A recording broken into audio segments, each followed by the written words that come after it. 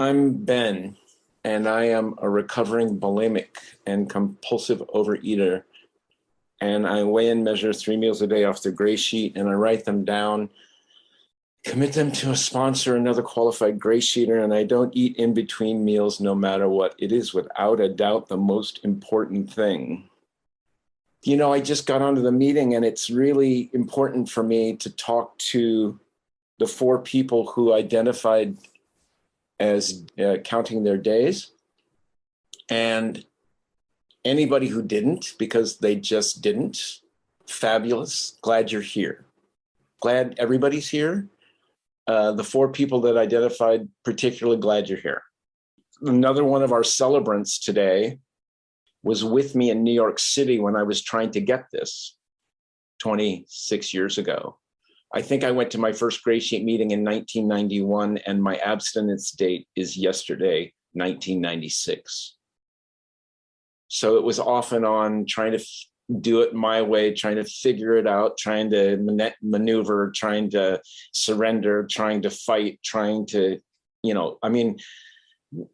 apply a verb to my disease, and it'll work.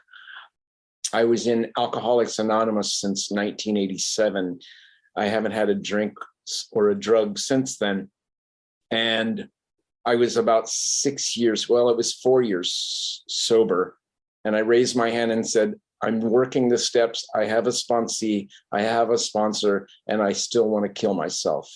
And my life does not, my heart and my mind are not, I don't want to live this way if this is what it's like being sober. And a woman approached me, and I, to this day, I don't think she stayed in the community. I think she just was there that day and said, Ben, I've watched what you eat when you're in meetings. The baked stuff from the street vendors, from the little shop around the corner, from the coffee place. Come with me to this meeting. It's called Gray Sheet. So I went to a 7:30 a.m. Wednesday morning in a publishing house conference room that they were letting us use for free because the person who started the meeting worked there. And I went to that meeting and I walked out. That was 1991. And I said, those people are stark raving mad. There's no way. And a year later, I was so absolutely desperate that you could have said, Ben, I always say this, you could have said, Ben, go to Times Square before every meal and stand on your head for a minute and then eat your food and you'll stay abstinent. And I would have done it if I really would have thought it would have helped me. I was so desperate a year later, I went back to Gray Sheet and I tried ardently from 1992 to 96 until I caught it, or it caught me. So if you're a chronic relapser, if you wonder how you're going to get through today, yeah, I have complete compassion. I've been there. For me, the magic number was day 6. If I could get past day 6 and get the poison out of my body for the most part, then I could put together maybe 7 or 8 or 9 months. And I'm going to use one 4-letter word today. And an old timer in New York looked at me before a meeting and she said, how are you doing today? And I said, oh, it's day 1 again, high drama in my voice. And she looked at me, and she's kind of a ballbuster anyway. And she said, Miller, just get your fucking year. And I was so offended and taken aback and felt such vitriol for her that I went out and got abstinent and stayed abstinent. I'll never forget it. We're not close. She's still never been a coffee buddy, but God bless her, she saved my life. She just laid it out. She said, you're being an idiot. You're in the drama of the food instead of the healing of the food. Get out of the drama. Take care of yourself. End of story. And she laid it out. And I'm kind of that way myself. I kind of lay things out. I'm kind of blunt. So that's my language, right? There are 2 stories that everybody that has ever heard me share these are the two stories. I'm just like you all. I ate and I ate and I ate and I ate, and I was violent with myself around food. I was violent with my thinking. I got in recovery and I was still violent toward myself and my thinking.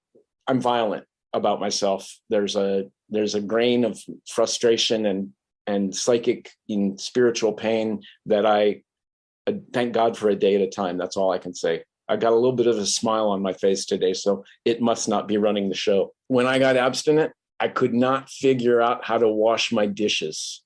I had a kitchen full of dirty dishes in New York City in a studio apartment. I moved all of my dishes into the bathtub. I took a shower and I washed my dishes at the same time. I couldn't figure it out. Trust me. Like, that was my best solution. And I did it. I saw the laughter on the call. What can I say? But I stayed abstinent, damn it. Really, truly. That's how mocus I was. I owned 6 bathrobes and two pair of bedroom slippers. You need to know that because when I started, there was a lot of conversation about bedroom slippers and it sunk in. So I own 6 fabulous bathrobes. One is really bright fuchsia. I really love it. A little bit about my history. I grew up a gay kid in a small farming village in Northeast Nebraska. I had a conversation with my 32-year-old nephew yesterday for an hour on my gray sheet birthday. There aren't any accidents in this world. He said to me, Uncle Ben, I have an 8-year-old son and I don't have a relationship with him and I don't know what to do. And that started us on an hour and 10-minute conversation about basically my relationship with my father, his relationship with his father, and his child's relationship with him, and my father's relationship with my father, like the relationship. We talked about it for an hour and 10 minutes. I had some very clear things to share. In the process, I shared that I have a crown that came loose this week and it pissed me off. And he said, do you have bad teeth like grandma did?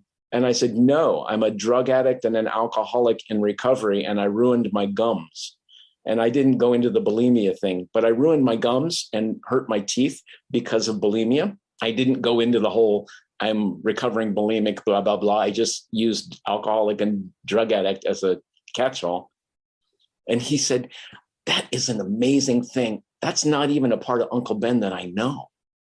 And I was like, yeah, that's something to count your blessings about.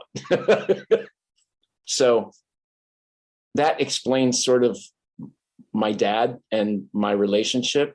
My mom and I had my greatest accomplishment in my entire life is building really great relationships with them before they died, all because of step work and prayer and meditation and realizing that this spirit had a journey to take. And while I don't understand why the abandonment was allowed to happen when I was born, it's like at some point you just got to say, well, that's part of the story. So I was able to work through that part of my pain and just like see my parents. And it was the greatest gift. When they died, I eulogized them both and I could see them. I could see them clearly. And I could help the church full of people see them clearly. And it was wonderful. It was really quite extraordinary. And they were great people and they just were human. And everybody on this call and everybody in my life and everybody on the planet has a wound. And it's sometimes hard not to just act out with the wound in charge. I think that's just called being human. And the last thing I want to talk about was my last binge. I like to remember it. I was in my apartment on 88th Street and First Avenue. I went to the corner deli that was kind of a dirty, like not really cool, like it was kind of not well lit. It was owned by this lovely, lovely man. And I know he was Muslim and he didn't speak, his English wasn't really great, but I bought $8 worth of junk food and sugar from him. And I went back to my apartment and I binged it and I purged it. I went back 25 minutes later. I bought $6 to $8 more worth of junk. I went back to my apartment. I binged it. I purged it. I went back a third time, got a bunch of stuff, put it up on the counter. And he looked at me with so much love and so much compassion. And he said, "Hey, buddy, are you okay?" And there was something about feeling mortified, but seen. Like I felt mortified and embarrassed, but I felt really seen and cared about by this stranger. And I went back home and I binged it and I purged it. And coincidentally, that was the first time there was blood in the toilet from my esophagus from binging and purging. And that combo platter is what made me cancel everything for the next week, including my temp assignment. I called everybody up and I said, "We're supposed to have coffee on Tuesday. I'm not going to show up. We're supposed to go to a movie on Thursday. I'm not going to show up. I'm not going to show up to my job this week. I have a personal emergency that I have to tend to. I hope it does not adversely affect our relationship." And I stayed in. I went to 3 gray sheet meetings every day. I went to a 7:15 at Jan Hus. I went to a noon meeting somewhere in New York. And I went to a night meeting in New York. 3 meetings a day for the next 7 days. And all I did was chop and shop. Put my bedroom slippers on, answered phone calls, made phone calls. There's somebody on the call that I remember. I was 3 years abstinent, and when it stuck, or maybe I wasn't quite 3 years. And I remember being on the phone with her and I'm saying, "Will I ever have a life?" And she said, "Ben, trust me, in 3 years, there's going to be paparazzi. You're going to be so in demand as an actor." She just spun this whole tale, but she spoke to me. That's what this share is about. Occasionally people speak to you in a language you can hear, whether it's the man who owned the store or whether it's 2 GreySheeters, one who says, "Get your fucking year," and the other who spins the yarn about being a film star or a theater star. You just hear things and thank God for the moments when there's no earthly reason why you should be able to hear because you're so mixed up in the head, but something pierces the veil and you can actually hear that these people care about you. And that's a huge, huge gift. So I'm going to end there. If you're on this meeting and I've never met you and you're struggling, trust me, I've met you. And I care deeply. And this food plan can clean up your life. And these people can help you get through the day. Bless you all. Thank you.